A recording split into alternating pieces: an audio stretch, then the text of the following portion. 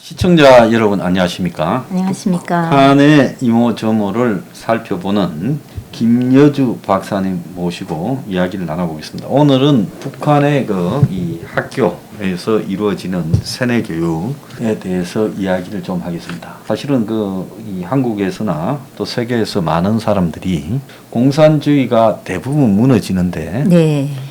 북한은 중국처럼 이제 경제적으로는 뭐 자본주의 가까운 체제를 갖다가 하지도 않고 네. 어떻게 저렇게 폐쇄 경제로 오래 버티는가 하는 부분에서 먹고 살기가 어렵고 굶어 죽고 하면 보통 사람들이 들고 일어나서 거리에서 이제 혁명을 하고 시위를 하고 하는데 북한에서는 그런 움직임이 거의 없지 않습니까? 없습니다. 그런 거 들어본 적이 있습니까? 없습니다. 간간히 뭐 북한 소식에 뭐 그런 이야기 비슷한 것들이 들리진 좀 소설이라고 보고 있고 북한은 네. 아예 이 저항이라는 게 없는 것 같아요. 없습니다. 왜 그렇게 북한 사람들이 그렇게 국가가 해주는 것도 없이 그 무한대의 노동력을 착취하고 강제 노동을 시키고 또 사람을 굶겨 죽이고 저러는데도 저렇게 체제에 순응을 할까요? 김일성이 이미 전에 전쟁 끝나고 예. 전쟁 끝나고 그때 임시 정부를 수립하고 뭐라고 선포했냐면 사람이 자본주의 사회에서 나의 어떤 그 자본이 있으면 노예가 될 수 없습니다. 그걸 파악했기 때문에 김일성이 그 선포에다 어떻게 말했냐면 자, 힘 있는 사람 힘을 내놔라. 그 다음에 지식 있는 사람 지식을 내놔라. 그 다음에 돈 있는 사람 돈을 내놔라. 이래가지고 좀만 고디식 하니까 사람들이 자기 있는 지식, 돈, 힘을 다 내놨습니다. 내놓고 나니까 내 소유가 없잖아요. 네. 예, 소유가 없으니까 그다음부터 노예가 된 거죠. 김일성이 그걸 뺏어가지고 자기 노예를 인민들 만든 거죠. 김일성이 예. 이제 내 소유를 뺏고 사람을 예. 노예화시켰다. 네. 그래도 이제 옛날에 보면 로마에는 뭐 스파르타쿠스라고 노예들이 반란도 일으키기도 하는데 네. 어찌 저렇게 지금 하루 이틀도 아니고 1945년에 북한 땅에 이제 김일성이 나타났을 때부터 이제 계산을 하면 47년째입니까? 저렇게 네, 통치를 하고 있지 않습니까? 네. 근데 그것도 지금 3대를 이어가지고 통치를 하고 있어요. 세상에 뭐 독재자가 한 몇십 년 하는 거는 있어도 한 명이 네. 3대까지 한 거는 지구상에 없습니다. 없을 거라고 보거든요. 예. 왕조가 아니고. 예. 그래서 이제처럼 다 개인의 소유 자산을 다 뺏은 다음에 공포 정치를 한 겁니다. 공포 정치. 그 뺏은 다음에 그 사람들을 다 숙청했습니다. 거의. 그 다음부터 세뇌 교육이 시작이 됐는데 김일성이 가장 구상하고 그 사람이 장점이라고 보면 세뇌 교육입니다. 세뇌 교육만 되면 이 사람들은 세뇌돼 가지고 어떤 정치를 해도 그게 흔들리지 않고 겁이 나서 그 정치에 얽매이게 만든 거죠. 세뇌 교육. 예, 세뇌 교육. 자, 그러면 세뇌 교육을 얼마나 해서 그런가? 지금 그런데 이제 탈북인이 남한의 탈북민이 네. 한 3만 5천 명 정도 됩니까? 네. 그분들은 그 세뇌 교육을 안 믿은 거 아닙니까? 세뇌 교육을 믿었는데 예. 이 공산 사회라는 거는 어쨌든 자본주의 사회보다 공산 사회는 경제 무너지는 그 확률이 아주 빨리 무너지잖아요. 근데 워낙 세뇌 교육을 받다 보니까 김일성이 그때부터 어떻게 했냐면 어린 아기 태어난 아기부터 시작해서 노인까지 어르신까지 이르기까지 조직을 다 만들었습니다. 이탈할 수 없게. 예, 사람은 다 조직을 만들었다. 예, 조직을 다 만들고 이탈할 수 없게 만들었고 그리고 사람이라는 거는 성장하고 삶을 살아가면서 뭐 보고 듣고 느끼는 게 있어야 되잖아요. 근데 그걸 다 차단한 겁니다. 다른 나라의 어떤 자본주의 사회에서 경제 성장 다양한 그 다른 나라들이 실상을 일체 보고 듣지도 못하게 다 차단하고 오직 김일성이만 섬기게 만든 거죠. 그럼 김 박사님도 잘 아실 때 네. 북한 밖의 세상에 대해서는 전혀 정보가 없었습니까? 없었습니다. 전혀. 예, 전혀 없었습니다. 텔레비전도 조선중앙 텔레비전 하나밖에 안 채널 나옵니다. 하나밖에 안 나오죠. 예, 안 나옵니다. 자, 그러면 북한 밖에 다른 세상도 다 북한하고 비슷할 거라 생각하셨습니까? 그렇죠. 그래서 제가 초등학교 2학년 때 교과서가 나왔는데 네. 1학년부터 교과서가 나왔는데 신문이든 교과서든 어떻게 나왔냐면 우리는 남조선이라는 걸 몰랐습니다.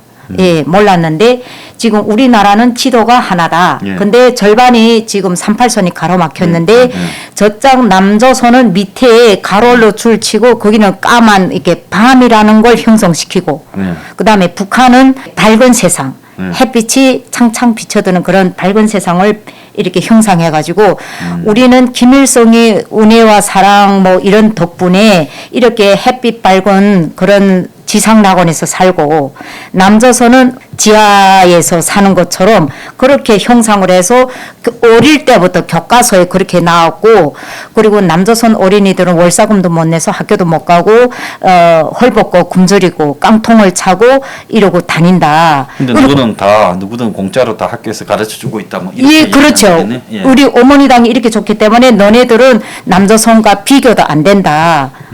무상교육, 무상치료하니까 얼마나 좋나. 그러니까 우리는 그런 세뇌 교육을 어려서부터 받았기 때문에 그게 진짜인 줄 알고 정말 남조선 어린이들은 그때 제가 어린이니까 남조선 어린이들은 정말 학교에 월사금도 못 내서 학교도 못 가고 이런데 우리는 얼마나 좋나 이런 혜택이 있어서 이렇게 세뇌 교육을 받았으니까 당연히 그렇게 믿었습니다. 자, 그러면 북한의 이제 초등학교를 뭐라고 부릅니까? 인민학교 초창기는 인민학교를 그 위에는 그 이후에 개변이 돼가지고 개정이 돼가지고 초등학교라고 하고 그 예. 위에 있는 거는 그럼 중학교, 고등학교, 고등중학교 고등중학교. 예. 네.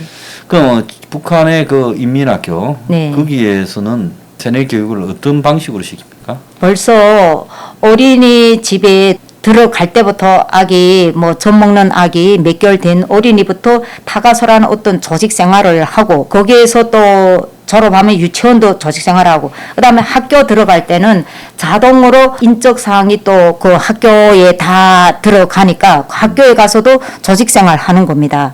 조직 생활 하는데 어떻게 하냐면 집집마다 북한은 초상화가 다 있습니다. 김일성, 김정일이 초상화를 다 집집마다. 모시고 예 있어야 되고 그 초상화도 깨끗이 닦고 정말 그 유리에 뭐 이런 액자가 딱 있는데 먼지가 끼우면 안 됩니다. 비서라는 그런 사람들이 돌아다니면서 검사도 하고 이게 종이 가지고 이렇게 닦아봅니다. 그래 닦아서 거기 문제 있으면 사상적으로 걸린다. 그래서 그거는 다른 일 못해도 굶고 어찌고 해도 그 초상화만은 깨끗하게 닦고 하여튼 그런 세뇌 교육이 있었기도 하고 또 학교에 가면 학교 교실마다 김일성 초상화하고 김정일이 초상화가 다 걸려 있습니다. 교실마다. 예. 예, 다 걸려 있습니다. 그래서 북한은 김일성이 생일이 4월 15일이고 김정일이 생일이 2월 16일인데 네. 초창기 70년대 초반부터 이 선물을 주기 시작했습니다. 그것도 다른 날이 아니고 김일성 생일하고 김정일이 생일에만 선물을 주는데 뭘 줍니까? 머리끝부터 발끝까지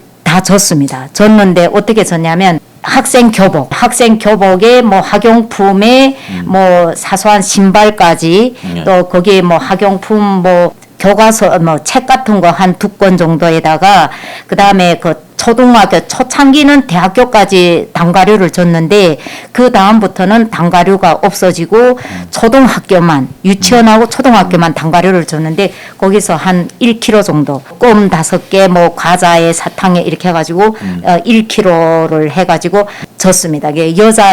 여성 아이들은 리본까지. 그러면 그날을 엄청 기다렸겠네요. 그날은 진짜 손꼽아 기다리고 언제면 뭐 2월 16일, 4월 15일이 오나 손을 꼽아서 기다리고 또 그날이 와야만 사탕과자를 맛볼 수 있고 교복이라는 걸 입어볼 수 있기 때문에 그걸 받는 순간 집에도 못 가져가고 엄마 아버지한테도 그 자랑할 수가 없습니다. 왜요? 왜? 받자마자 교실에서 그 초상화 이제 걸려 있다고 그랬습니까? 그래서 그 김일성하고 김정일의 초상화 앞에 가서 무조건 그 선물을 든 채로 경리한 아버지 김일성 스님 고맙습니다. 인사를 꼭 하고 먹어야지 인사하지 않고 먹으면 그것도 걸립니다. 그런 게 다 세뇌 교육이죠. 그래가지고 이제 해마다 그렇게 했다. 그리고 그 학교의 수업 시간에 네. 그런 세뇌 교육을 시키는 과목이나 시간이 따로 별도로 설정돼 있습니까? 예, 있습니다. 어떻게 합니까? 학교마다 김일성, 김정일 연구실이라는 게 있습니다. 예. 연구실은 그거는 어디 군인이든 대학교든 학교든 어디든 다 있습니다. 그 초상화 전 국민이 집집마다 건물마다 다 그 초상화를 모시고 있는데 일단 1학년에 초등학교 입학하면 김일성 원스님 어린 시절, 김정일 어린 시절 거기에 있고 또 이제 중학교 올라가면 혁명 활동, 혁명 역사 이것까지 과목이 별도로 딱 정해져 있습니다. 그래서 일주일에 한 번 정도는 연구실에 가서 김일성이 그 지난 뭐 전쟁 시기 그 활동하던 그런 사진들이 벽에 아주 꽉 채워서 걸려 있는데 거기에 가서 조용히 거기 들어갈 때는 맨발로도 못 들어가고 집에서 신고 온 양말도 못 신고 거기 들어가는 카바가 따로 있습니다. 하얀 거 깨끗하다는 의미에서 하얀 거를 딱 신고 들어가서 그 역사를 공부합니다. 그러니까 무조건 교과목에서 우선적으로 실시하는 거는 교육하는 거는 김일성, 김정일이 어린 시절부터 공부하기 시작합니다. 자, 그러면 김일성, 김정일 일가에 살아온 이 역사를 공부하는 과목은 시험을 칩니까? 어떻게 테스트를 합니까? 시험을 칩니다. 시험을 칩니까? 예, 시험을 칩니다. 그게 그럼 교과서가 따로 있겠네요. 따로 있습니다. 그 사람 그러니까 교과서가 딱 나옵니다. 그 무슨 과목입니까? 과목 이름은? 그 과목 이름이 김일성 원스님 어린 시절. 아, 과목 이름이. 이 이름이 그렇습니다. 예. 그리고 처음에는 김정일이 집권하기 전에는 김일성 원수님 어린 시절이라 했고 김정일이 집권하면서 김일성은 대원수님으로 가고 김정일은 원수님으로 온 겁니다. 원수님, 대원수님. 예. 그래가지고 이제 그 과목을 네. 배우고 그걸 가지고 이제 시험을 칩니까? 예, 시험을 칩니다. 딴 과목은 몰라도 그 과목 시험 성적이 안 나오면 사상투쟁에도 걸리고 예. 근데 그만큼 시험에서 탈락이 되지 않을 정도로 집중적으로 기본을 그 과목을 우선시해서 교육을 받다 보니까 또 어려서부터 타가소에서도 김일성 원수님 어린 시절을 애들한테 막 가르치기 때문에 조그만 아기들도 김일성 원수님은 뭐 12년 4월 15일에 태어났고 아버지는 뭐 누구고 엄마는 누구고 그 가문에 대해서 다 머리에다 기억을 해야 되니까 그거는 필수 과목이기 때문에 잊어질래야 잊어질 수도 없고 또 시험에서 탈락이 될래야 될 수도 없습니다. 너무 어릴 때부터 세뇌했기 때문에. 그래가지고 이제 그 과목을 가지고 그 집안의 역사를 배우는데 내용이 좀 어떻습니까? 내용이 저도 지금 생각나는데 엄마가 저보고 그러더라고요. 내가 2달씩 지났는데 타가소에 갔는데 김일성이 그 도록이라고 하거든요. 도록. 그 도록을 너무 잘해가지고 제가 타가소에서 예, 타가소에서 너무 잘해가지고 저녁에 오면 목이 다 쉬었다 하더라고요. 그러니까 그 또래 아기들 중에서 제가 그 도록을 너무 잘하니까 선생님들이 계속 안고 다니면 이렇게 시범적으로 자기 학급에 반에 데려가서 또 시키고 하다 보니까 이런데 그게 뭐냐면 김일성 원수님부터 시작해서 김일성이 몇 년도에 언제 출생했고 또 김일성이 아버지 누구다, 엄마는 누구다, 삼촌은 누구다, 외삼촌은 누구다 이거부터 암송을 시키는 겁니다. 가문부터. 그리고 몇 년도에 김일성이 뭐 중국 길림육문중학교를 졸업했다. 그리고 12살에 김일성이 두만강을 건너서 김일성이 엄마가 어려서부터 큰일하는 사람은 어려서부터 이렇게 스스로 자립할 수 있게끔 만들어야 된다. 이런 취지로 해가지고 12살에 압록강을 건너서 북한에 나왔다. 그래 나와가지고 뭐 그때부터 뭐 백두 뭐 천리길을 걸었다 이래가지고 그때 그 김일성이 걸었던 천리길을 형상해가지고 민학교 고등중학교에서 학교 생활을 잘하는 학급을 별도로 딱 정해줘가지고 그런 사람들은 이렇게 군복을 입혀가지고 김일성이 노종 따라 가는 그 행사를 하거든요. 혜택을 줘서. 그렇게 이제 이 교육을 시키는데 네. 학년이 올라갈수록 계속 그런 교육이 그거는 지속됩니까? 필수죠. 예, 없어질래 없어질 수도 예. 없고. 자, 그러면 그런 교육들을 이제 받아가면서 이제 학교에서는 그런 교육 외에 또 북한의 체제에 대해서 발표하고 막 이렇게 이 연설하는 이런 시간을 따로 가집니까? 그건 가집니다. 어떻습니까? 예, 학교적인 행사를 하는데 예, 이제처럼 김일성이 생일에 이런 행사하고 김정일이 생일에 행사하고 또 그 다음에 김일성이 와이프 예전에 김정일이 생모 생모 태어난 날이 또 뭐 12월 24일이라 해가지고 그 24일 날 또 대대적인 행사합니다. 거기에 어떤 행사하냐면 저도 그 행사에 출연했었는데 김종숙이라고 하는데 그 김종숙이 전쟁 때 그 김일성하고 이렇게 사귀면서 김일성이 전쟁 뭐 이런 발이람 싫어한다고 자기 그 긴 머리를 잘라서 신발창에다 끼워줬다. 뭐 하여튼 이런 내용의 주제를 가지고 학교적인 행사를 많이 합니다. 예. 그리고 이제 그런 것들을 찬양하기 위한 또 막 각종 거리 행사나 뭐 이런 데 많이 동원이 되죠. 예, 있습니다. 어떤 게 동원이 김일성 생일에는 전국 북조선 학교 군마다 학교가 뭐 20개다 30개다 이러면 30개 학교가 다 큰 운동장에 모여서 진짜 대대적인 행사를 합니다. 네. 거기에 행사를 하는데 이제처럼 그 평양에서 진행하는 그 군대 그 창립절에 하는 행진 있잖아요. 네. 그 행진처럼 똑같게 합니다. 그 학생들이 똑같게 하는데 그 행진 훈련하는 것도 엄청 심하게 합니다. 그래서 거기에 또 큰 행사는 뭐냐면 이런 외국에서 오거나 또 김정일, 김일성이 직접 관람하는 그런 행사는 아리랑 축전이라고 있는 축제라고 있는데 평양에서 그거 하는데 거기 동원된 학생들이 저하고 이야기하는데 아주 피오점을 싼다 하더라고요. 그렇게 훈련을 강하게 시켜가지고 정말 한 명이라도 거기에서 이탈이 안 되고 그 이런 행사에서 그런 오점이 없을 정도로 훈련을 그렇게 완벽하게 시켜가지고 엄청 힘들었다고 그러더라고요. 자, 그래가지고 이제 만약에 이제 초등 과정을 마치고 그 고등 중학교에 가면 이제 또 어떤 교육을 시킵니까? 초등학교 때는 이제처럼 그 김일성의 교과서를 위주로 하면서 일반적인 사회 과목, 국어, 수학 뭐 이렇게 하는데 고등중학교 1학년에 입학, 여기 말하면 중학교죠.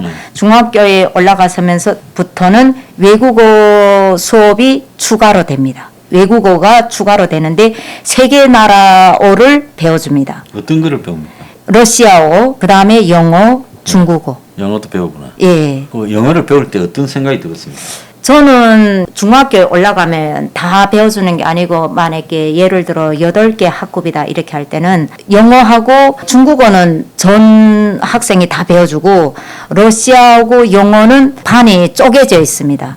8개 학급이라 할 때는 한 학급만 러시아어고 7개 학급은 영어를 배워줍니다. 그래서 그걸 배울 때 처음에는 외국어를 왜 배우는가 이랬더니 한 중학교 2학년에 올라갔을 때 그렇게 하더라고요. 우리나라 하고 북한하고 연관성이 있거나 이런 동맹국인 나라의 그런 걸 배운다. 이래서 러시아하고 북한이 동맹국이다. 그래가지고 러시아어를 배워야 되고 또 중국하고 북한은 피를 나는 형제의 나라다. 이래서 중국어를 배우고 그다음에 영어는 우리나라 발전성을 위해서 또 다른 나라들과의 어떤 외교 그러니까 영어라는 거는 세계 공통어기 때문에 그건 또 배워야 된다. 이래서 외국어를 배우기 시작했습니다. 그래가지고 이제 조금 그런 외국의 능력을 좀 가진 애들을 찾아갖고 이제 또 그렇게 집중 교육도 시키고 그렇게 하나 보죠.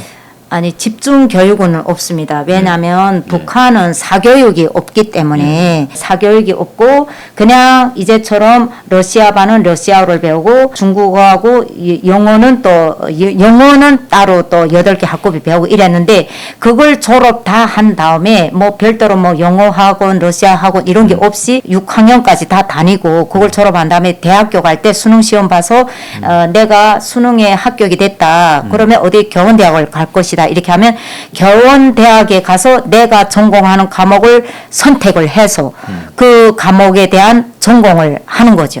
그러면 북한에 이제 대학을 갈 때 치는 시험을 뭐라고 합니까? 수능 시험이랍니까? 뭐라고 합니까? 그럴 때는 대학 지망생 시험. 대학 지망생 네, 시험. 대학 지망생 시험. 그러면 그거는 전부 문제가 똑같습니까? 문제가 똑같습니다. 대학별로 다 똑같아요. 예, 똑같습니다. 그래가지고 이제 일정한 점수가 얻어야 거기 이제 뽑아주고 그렇게 되는 예, 거네요. 그렇습니다. 이제 수능 시험을 대학 지망생 시험을 쳐가지고 거기에서 한 20명이 성적 순위 안에 들었다 이렇게 생각할 때는 1등부터 5등까지는 중앙대학, 이제처럼 김일성 종합대학, 김영직 사범대학 뭐 하여튼 이런 중앙대학에 가고 그다음에 6등부터 10등까지는 일반 명문대라는 게 있습니다. 명문대는 뭐냐면 도에 있는 거, 예, 뭐 이제처럼 무슨 어디 특이한 뭐 남포시 뭐 청진시 할 때 도에 있는 대학 가고 또 나머지는 지방 대학 가고 거기에서 순위가 밀리면 전문학교 갑니다. 그럼 북한에서 저기 평양에 있는 대학에 가려면 공부를 엄청 점수를 많이 받아야 되겠네요. 많이 받아야 되고 평양에 있는 대학을 가려면 점수도 많이 받아야 되지만 성분도 좋아야 되는. 성분이 좋아야 됩니다. 근데 이제 고등중학교에 다닐 때는 이제 애들이 조금 컸으니까 네. 각종 뭐 이 노동에는 동원은 안 합니까? 학교에서 어떻게 합니까? 더 합니다. 어떤 데 주로 동원을 합니까? 농촌 동원 농사 짓는데 이제 예, 모델하고 기본 일선. 농촌 동원이고 초등학교 때는 1, 2학년은 동원 안 시킵니다. 1학년은 안 예, 하고. 4년제인데 3학년부터 네. 가는데 정말 그 옥수수 밭에도 무거운 물통을 쥐고 물 다 떠다가 길어서 거기다 부어야 되고 하여튼 이런 동원을 하고 초등학교 때는 그렇게 동원이 심하지는 않고 일반적인 농촌 동원 가끔씩 가고 그다음에 토끼 풀 뜯으러는 갑니다. 토끼풀 뜯어갖고. 그러니까 학교에 토끼사가 있어가지고 아, 거기에. 예, 수출하는 그 토끼를 키우기 때문에 그 토끼사가 있어가지고 그거는 토끼 관리하는 그 과외하는 학생들이 몇 명이 고정으로 있습니다. 근데 그 학생들이 그 토끼풀 뜯기는 역부족이니까 이민학교 학생들 다 시켜가지고 다만 얼마라도 키로수가 있습니다. 그렇지 않아. 예. 2kg면 2kg, 뭐 3kg면 3kg 북한의 뜯어봐야 돼요. 토끼풀은 뭐 뭡니까? 우리 한국의 클로바라 부르는 그 토끼풀입니까? 뭐 따로 토끼풀이 있습니까? 많습니다. 아, 뭐 여러 종류. 다양하게 예, 뭐 아카시아 풀, 뭐 토끼풀, 뭐 다양하게 풀을 많이 뜯어서 먹이는데 또 독풀 외에는 안 되고 뭐 어쨌든 그래서 초등학교는 그런 토끼풀 뜯고 그 이제처럼 농촌동원 조금씩 하고 근데 중학교에 올라가면 중학교부터는 강하게 시킵니다. 농촌동원도 초등학교가 뭐 일주일에 3번 갔다 이렇게 하면 중학교는 1년에 2번 가는데 봄 가을로 가는데 봄에는 한 달, 가을에도 한 달. 예. 어디로 갑니까?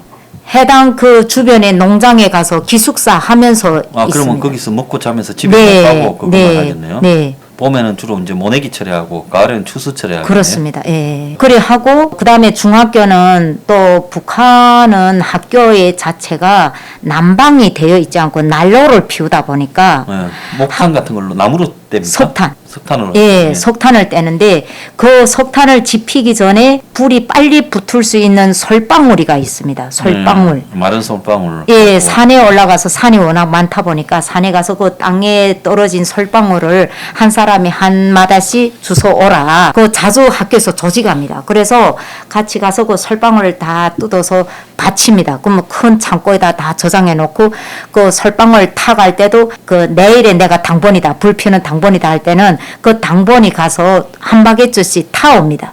그것도 지키는 사람이 있어가지고 그래가지고 나무는 거기서 해결이 안 되니까 집에서 나무를 조금씩 가져가서 먼저 솔방울 불을 지핀 다음에 나무 넣고 그러니까 어린 학생들은 잘 못하니까 엄마들이 대체로 그 학교에 가서 불만 지펴주고 집에 오고 그렇게 하거든요. 어릴 때 제가 초등학교 때 네. 아마 그때 70년대 초에 한국에도 석탄을 학급에 네. 난방으로 뗐어요. 근데 그게 석탄 이제 갖고 와가지고 이제 놓고 떼는데 그게 참 불이 처음에 잘 안 붙더라고. 네, 나도 그 기억이 납니다. 어릴 네. 때. 그러다가 이제 나중에는 난방이 보일러 방식으로 학교도 다 바뀌었죠. 70년대 초반에는 이제 한국에도 학교가 그랬던 게 기억이 나는데 북한 같은 경우는 회령이면 뭐 제일 높은 데니까 굉장히 춥죠. 예, 춥습니다. 한 12월 달만 돼도 10월 달만 돼도 추워지죠. 10월 달 초부터 배추 가을을 시작하는데 그때부터 추워가지고 또 그 한경북도 쪽에는 우리나라 지도에서 제일 끝 그치죠. 제일 예. 높죠. 위도가 제일 높지. 예. 그러다 보니까 너무 추워서 두만강물도 벌써 11월 말일경 되면 오고 얼기 시작, 예, 막 이렇게 얼어서 네. 참 그 추운 데서. 자, 그러면 뭐 학교에서 또 그 우리 어릴 때는 폐품 수집이나 고철 수집 같은 것도 우리도 조금은 했어요. 북한에서도 그런 거 많이 하죠. 그거 많이 하죠. 왜 수출한다 해가지고 초등학교 때는 그냥 바지 줍기 뭐 간단한 이런 그 몸 운동하고 근데 중학교에서는 대부분 파동 수집. 파동이라는 게 이제 구리 쪼가리. 예, 구리. 그 구리를 뭐 중국에 수출한다 이래가지고 구리를 이렇게 몇 킬로씩 그것도 있습니다. 모여오라 이렇게 하면 구리라는 거 밭에 어떤 땅이랑 가면 이렇게 녹이 쓴 구리가 좀 포렇게 구리는 또 녹이 쓸면 포렇게 쓸더라고요. 예, 그런 걸 많이 주오긴 했는데 그것도 이제는 너무 주우니까 뭐 어디 가서 어디가 있는지 그거는 뭐 이게 장소가 정해져 있는 것도 아니기 때문에 줬다가 없으면 집에 이런 선이 있는 거 뚝 뜯어다가 쓰는지 안 쓰는지도 모르고 뭐 아빠하고 물어보지도 않고 뭐 학교에서 그걸 가져오지 않으면 막 사상투쟁이하고 앞에 내세우고 총화해서 막 지적하고 하니까 두려우니까 그때는 뭐 세뇌 교육이 이게 심한 게 뭐냐면 학교에서 해오라 하거나 학교 규정을 안 지킬 때는 내가 정말 힘들고 그걸 내가 이겨내지 못할 것이다라는 그 자각이 있기 때문에 죽어 번처제도 하는 겁니다. 그래서 막 집에 어떨 때는 쓰는 것도 모르고 막 가져다가 바치고 이러면 아빠가 저녁에 들어오면 여기 거 어쨌냐고 이러고 학교 갔다 바쳤다면 아빠가 너무 속상해하는 그 모습을 자주 봤었거든요. 그러니까 그만큼 학교의 과제가 너무 강하기 때문에 그걸 어떻게 해서라도 다 바치고 그렇게 한 겁니다. 그러니까 이 세뇌 교육 더 나아가서 이제 노동 착취 학생들 이런 걸로 이제 쭉 그 학교 생활이 이루어진다. 그러니까 집단화를 통해 가지고 끝없이 충성을 바치도록 세뇌 교육시키고 그렇습니다. 예. 또 학생들도 일종의 노동력이라 해서 각종 선전이나 노동 이래 동원을 한다라는 게 지금 북한의 학생들의 참 어린 시절 같습니다. 네, 그리고 초등학교 2학년부터 소년단 넥타이를 메워주는데 그 소년단 넥타이를 그러니까 그때부터 완전히 강한 조직이 시작됐다는 의미거든요. 소년단 조직, 그 다음에 중학교 가면 그 넥타이를 벗을 때 또 사로총 조직, 여기는 청소년이라는데 거기는 사로총 조직입니다. 어떤 뭐라고요? 사로총. 사로청, 예. 사회주의 노동단, 예, 뭐 동맹 예. 이런 데 산호청. 그래서 그걸 소년단 넥타이를 매는가 동시에 배지를 줍니다. 그게 뭐냐면 우등불이 활활 타오른다. 뭐 김일성이 어떤 전쟁 때 그런 어떤 사상들이 타오른다. 이런 의미에서 소년단 휘장을 줍니다. 예. 소년단 휘장을 딱 착용하고 있어야 되고 교복에 착용하고 중학교에 가면 사로총 휘장을 딱 착용해야 됩니다. 예, 그만큼 그러니까 조직이 어려서부터 조직 체계가 다 구성이 되어 있기 때문에 그 조직 체계에 따라서 움직여야지 그 조직 체계에 조금만 이탈이 되면 완전 이거는 걸리는 거죠. 그래서 세뇌 교육이 지금 생각하면 엄청 심하고 무섭고 강렬했다라는 걸 이제 느끼게 됐습니다. 알겠습니다. 자, 그래서 참 이 일부에서 북한의 이 학교에서 벌어지는 세뇌 교육, 왜 북한 체제가 유지되는가를 우리가 일단을 볼 수 있습니다. 자, 내일 2부에서 뵙겠습니다. 감사합니다. 감사합니다.